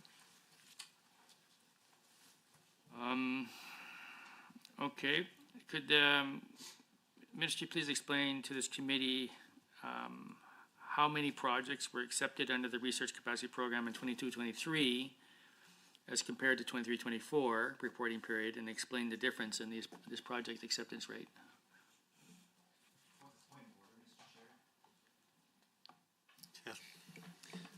Yeah, I'm repeatedly called out of order for asking questions outside of the 23-24 fiscal year. Member McDougall has clearly referenced 22-23. I don't think he should be allowed to ask that question and focus only on 23-24. Thank you. Perhaps the member opposite wasn't actually listening to my question. What I'm asking for is why the difference in 23-24 versus 22-23. So I think the question is exactly related to the time period of this report, and I don't understand why he's even raising this question. Sure, really quick. Thank you. I would be happy if the question just referenced 23-24, but clearly the reference to 22-23 is out of bounds. I think I will let member proceed with the question. I think if you're looking for variation, start with 23-24. That won't, I guess, give rise to any question, but you can proceed. The department, this is kind of silly. Can the ministry explain why how 23-24 acceptance rate changed from previous, and why? Thank you for the question. Again, I'll pass that to Maureen Toll. Okay, thank you. So what I will say is that in previous year, there was a 65% success rate. In 23-24, 36 projects were approved of the 53 applications submitted, so that was a 68% success rate. The project success rate was similar between a previous year and 23-24, which reflects the high caliber applications set forth by the institutions. The number of projects submitted by the post-secondary institutions and subsequently funded in each year varies due to different frequencies of competition cycles of the 4 streams under the Research Capacity Program. This program holds both annual competitions as well as larger competitions every 2 to 3 years in alignment with the companion federal program. This ensures we maximize our ability to attract and retain talented research, as well as bring in as many federal dollars into the province as possible. Thank you very much. Since I only have about 30 seconds left of my time, I'll cede my time. Thank you. We will move back to the official opposition for 10 minutes of questions. Thank you. Excuse me. Thank you, Mr. Chair. So I was going to continue with my colleague's question, and he was talking about accessibility features. So accessibility features really for people with disabilities or different needs. And so your ministry is responsible for digital design and delivery. So could you talk to us a little bit about the steps that you've taken to ensure that all of the products are accessible to all Albertans? Thank you for the question. I'm going to call on my colleague, Jean Smith, ADM for Digital Delivery and Design. Yeah, thank you for the question. So accessibility is important to us. In 23-24, we developed a set of digital service standards that have accessibility as one of the main principles. Those were approved in May 2024. The principle specifically is to make the service accessible as part of our standard to design with users, so meaning Albertans in this case. That document is available on our IMT policy website. I believe that's public, but if not, happy to provide that after the fact to the member. We understand accessibility can mean different things to different programs, and so can be implemented differently depending on which digital service we're talking about. We do provide to all of our teams user interface templates and components that are used to build the front-end design of these systems. And for those, we strive to align with AA compliance using the Web Content Accessibility Guidelines 2.1 as our guide. That's an industry standard in this area that gives us a base level of accessibility for our products. Thank you very much. So just to follow up, so will you be able to table that policy? I think you call it IMT policy? It's a department policy. I believe it's on our IMT policy website. I believe that website is public, but we can certainly provide the document, yeah. Thank you very much.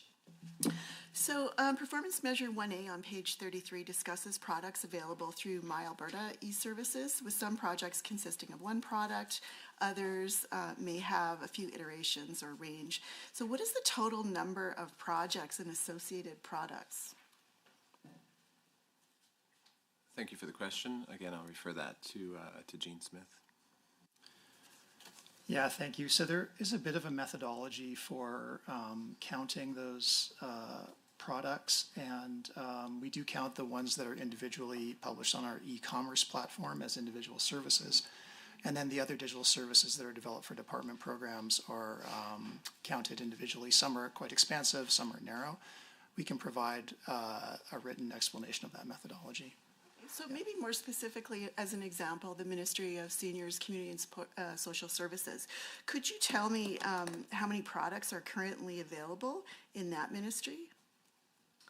I don't have the information offhand, but we can provide it after the fact. Okay.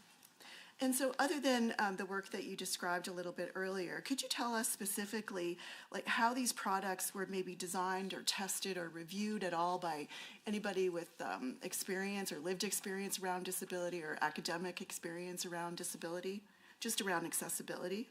I don't have information on the specific practices used in those products, and certainly that's something we can go back to our team and get more details. To provide a full answer to the question, in general, the practice within DDD is to engage with our users and stakeholders in the design and development of products and early on so that they're fit for the needs of those citizens. So the stakeholder then would be the ministry, is that correct? Could the member repeat the question? So is the stakeholder that you're referring to, that you would go to the stakeholder and ask the questions, is that the ministry? No, a stakeholder group in the case of the Department of Seniors and CSS could potentially be a seniors group, and they might have relevant information about designing digital services for seniors. And it would also be individual seniors who are trying to use those services, just to provide a general example. Thank you.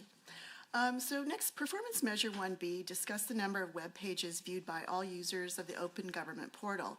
Now, the ministry notes reporting on this measure has changed, and the ministry now reports page views as opposed to site visits.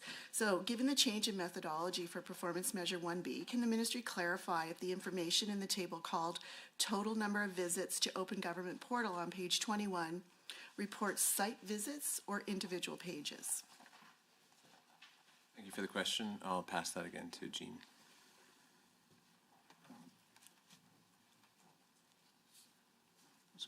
My mic to turn on. Thank you.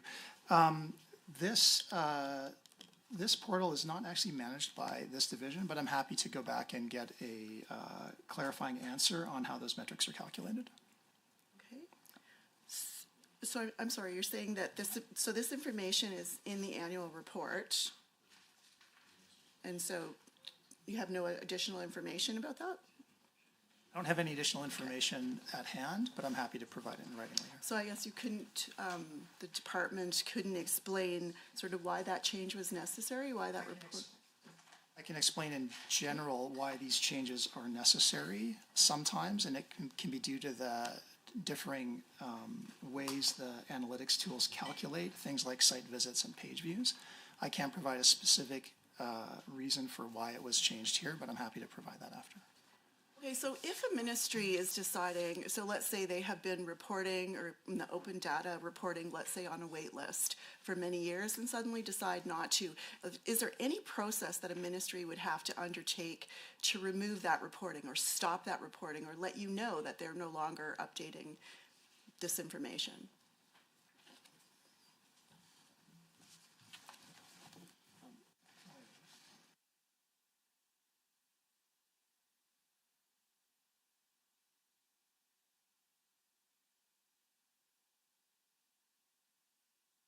Thank you for the question. I'd like to invite my colleague Kim Moringa to speak at the podium.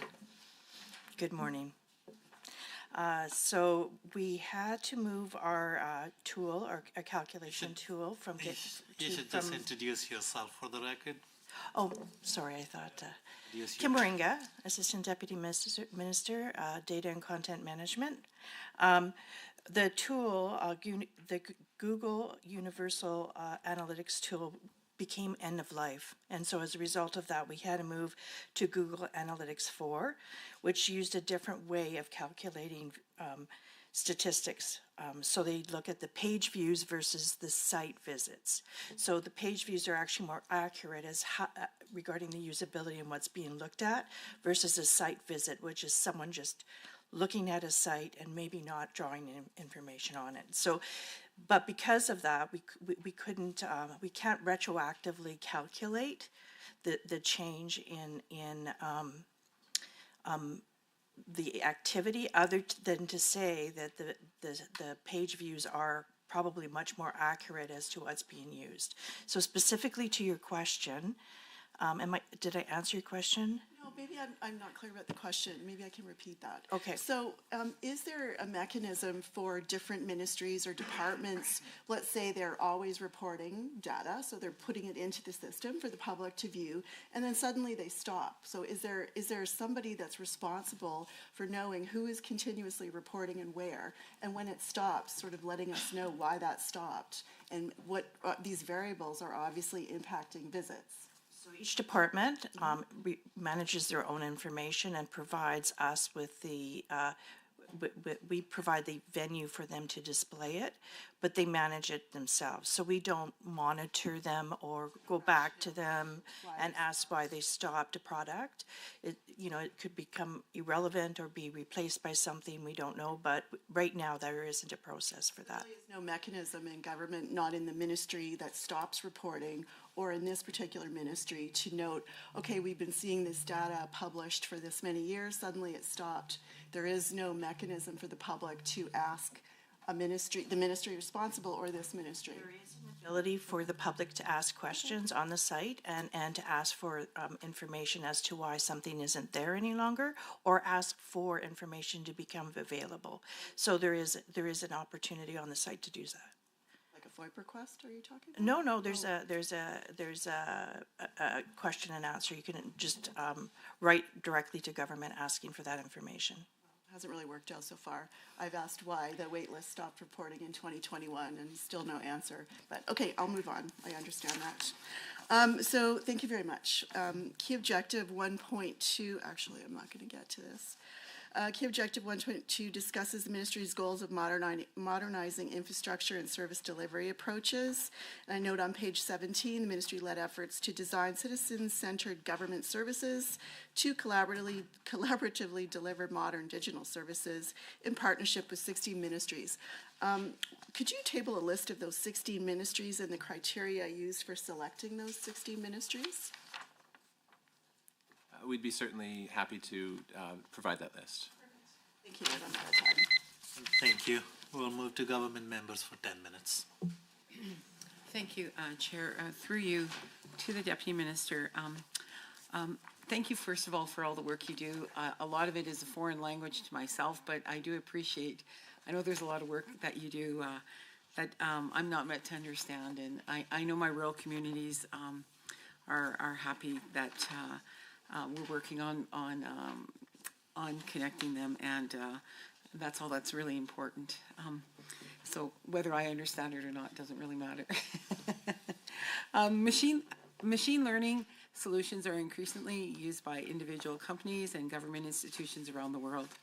I see Alberta is not an outlier, with one of the highlights in this report being the implementation of machine learning to streamline processes and improve resource allocation. With these benefits, I know that concerns have been raised by folks all over Alberta regarding the extent of these processes in government. Can you explain what sort of processes machine learning is involved in streamlining within the Alberta government, and what safeguards are in place, or to put another way, how can you reassure Albertans that machine learning is being used as a support and not as a decision maker? Thank you very much for the question. And yeah, certainly there is a lot of new innovation coming out that we are all learning together. And so I think, you know, we can all respect that the world is changing quite quickly. We are actively looking to keep up and be on the leading edge of that change. And we've been leveraging machine learning to streamline some of our processes. And so I'll give you a couple of examples. Over the past months, we've developed a wildlife occurrence prediction solution that uses machine learning to predict the likelihood and timing of future wildfire occurrences. This will allow duty officers to to adjust the start and end times of their resources, optimizing the use of heavy equipment, aircraft, and personnel suppression resources. The goal is to reduce expenses while maintaining an acceptable level of risk. And this tool is used with other tools to provide duty officers the ability to accurately do resource allocation. Another example is what we call a nowcasting solution, which leverages machine learning techniques to provide real-time labor market insights. The mission of Nowcasting project was to provide near real-time labor market insights to empower policymakers, businesses, and researchers. We're also looking to use machine learning to help to classify our documents and information records, to classify and appropriately apply retention schedules. So we anticipate that the outcome of this will be more rapid access to documents and information, minimizing productivity losses when searching for information, and reducing litigation preparation costs for historical information. Now, of course, this all sounds good, but how are we being safe about it? So the ministry has implemented several safeguards to ensure that machine learning is used as a tool to support rather than a decision maker. These measures are designed to maintain transparency, accountability, and the ethical use of AI. So one of the primary industry concepts is human in the loop. And that means that all machine learning models are designed to support human-based decision-making rather than replace it. So in no instances are machines making decisions on behalf of the government. They are simply there to provide humans who have the oversight to assist in the gathering of information and the preparation and the completion of what are often very manual tasks. And it is also, oops. Pages are out of order here. Apologize for one moment. Just going on to my other notes. And then also we've implemented a responsible AI framework. So we've built this as a means of screening potential future AI projects and looking at the development and testing of models. So this framework allows us to look at principles of inclusivity, fairness, transparency, privacy, and data protection. So these are some of the safeguards that we put in place. And we also benchmark against our other jurisdictional colleagues in the other provinces, as well as the federal government, who has whose departments have released numerous AI frameworks. And so we are looking at all across Canada and North America to ensure that our policies are in place and that we're securely and safely utilizing this technology. Thank you. That's very interesting. Chair, through you, back to you, Deputy Minister. I would like to highlight Performance Measure 2.C, the initiative for the Ministry of Technology and Innovation to annually develop new cybersecurity talent via the Work Experience Program of the Government of Alberta. This indicator measures the number of individuals who took part in the Cybersecurity Work Experience Program to support job diversification and create new employment opportunities. During the 2023-2024 reporting period, 8 individuals were able to take part in the Cybersecurity Workforce Program, which is twice the amount of people working through the program as compared to previous reporting period.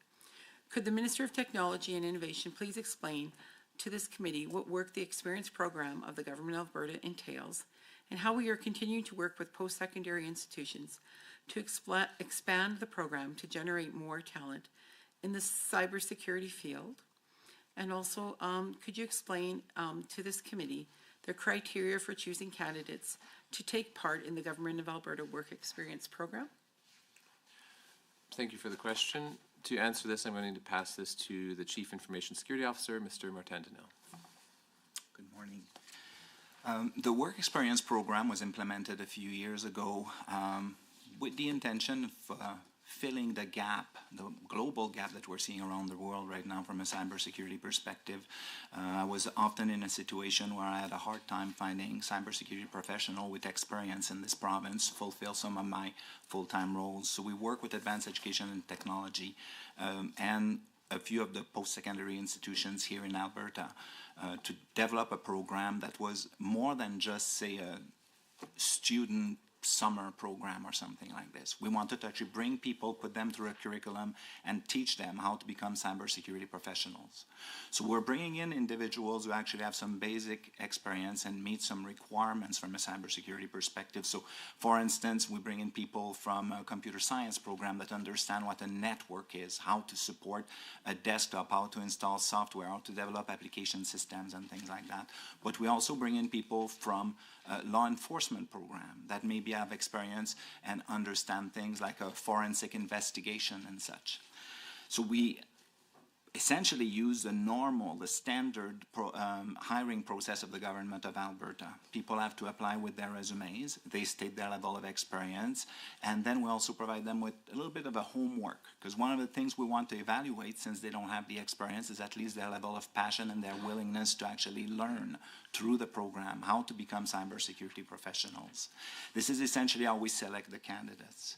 When I actually compare the initial program that we put out, we wanted it to be quite small because we wanted to mentor the people really well and see how well they would react to a rotation across all of the services in cybersecurity. For instance, threat intelligence, cyber awareness, creating articles that we publish on a monthly basis, incident response, digital forensic investigations, and things like that. Seeing how well the program worked and how well the students essentially responded, we managed to actually hire 3 of the first 4 candidates. We decided it's time to expand the program. And we decided this is primarily how we're going to staff some of our more junior vacant positions. We created 8 such positions. Out of this program, the program is ending right now, the 2-year cycle, in May of 2025, and we've already hired 2 of the students that were on the program because they were doing amazing work. So we're about to actually this winter hire 2 more of those work experience program. Now, one of your questions was how are we planning to expand that across the province of Alberta, and we have 2 ways of doing that. We have one effort where through our Cyber Alberta program, it's an external facing program where we're working with the cybersecurity leads of cybersecurity programs from both public and private organizations across the province of Alberta right now to strengthen the overall security posture of the province. We're going to be doing some presentations and encouraging organizations to leverage some of the mentoring material, teaching material, overall successes that we've accomplished, even some of our own expertise, to actually implement similar programs in their own organization. Now, one of the issues with that, of course, is it means they have to inject some of their own money and their own time for a program like this, and we want to go further in helping them. So we're now working with Advanced Education and Technology with the goal of implementing something that's been extremely successful for the province of Alberta since the 70s, an actual apprenticeship program. Something that is partially funded by the government of Alberta to bring in some people who are fresh out of school but meet some basic requirements to indeed bring them into the program. Thank you for the detailed answer. We are left with, I guess, 2 minutes, but we do need at least 5 more minutes to complete the full agenda. So that can be done through a unanimous consent if committee members are okay to go past 10 o'clock. I will ask just one question. If there is anyone opposed to it. Okay, so we will now move to official opposition for 3 minutes to read question into the record. Thank you, Mr. Chair. The first I will ask is if the department will agree to more comprehensive reporting on the broadband program through that broadband website. Dollars spent to date, households reached to date, projects that have been approved, and deadlines for the completion of those projects to be on the broadband website, I think would be a really good idea. Earlier in the introduction, Deputy Minister, you talked about Cyber Alberta and how you've got over 500 partners now in Cyber Alberta. So the Canadian Internet Registry Authority also has a cybersecurity program that works across the country. They also have partnerships here in Alberta. So I'd like to hear in a written response your relationship with CIRA, and if you're working together with CIRA on your cybersecurity program. We had a question earlier on accessibility, and I think you made reference to ADM, I think you made reference to an internet kind of standard that you're following in accessibility. So the Government of Canada does have a national standard for accessibility for ICT products, and that aligns with a European standard. That only applies to programs delivered by the Government of Canada. I'm curious if the internet kind of protocols or the product protocols or standards that you're using in the department align with the national standard of Canada. And I think those are all of my questions. Thank you. Sorry. Page 13 notes the implementation of fraud detection tools that helped identify and prevent disbursement of over $4 million in fraudulent student aid disbursements and affordability program claims. First question, how many student aid claims were found to be fraudulent? Number two, how many affordability program claims were found to be fraudulent? Number three, how many suspected fraud claims were reversed, and how did the ministry arrive at $4 million specifically? And was this after verifying all claims that were indeed fraudulent? And yeah, that's it.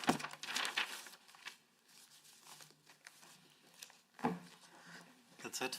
We will move to government side for 3 minutes. It's the time I'll cede the 3 minutes. Then, thank you. I would like to thank officials from the Ministry of Technology and Innovation and the Office of the Auditor General for their participation. And we ask that any outstanding questions be responded to in writing within 30 days and forwarded to committee clerk. Other business. I have called a meeting of the subcommittee on committee business. After this meeting ends, the Deputy Chair and I, along with the officials from the Auditor General, will discuss a schedule for the committee during the spring session. Any recommendations made will be reported to the committee for review at a future meeting.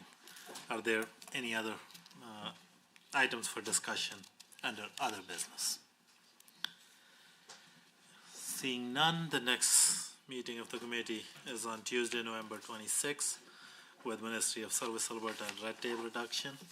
And at this point, I will call for a motion to adjourn. With a member move that Tuesday, November 19, 2024 meeting of the Standing Committee on Public Account be adjourned. Member McDougall, all in favor? Aye. Any opposed? Meeting stands adjourned. Motion is carried.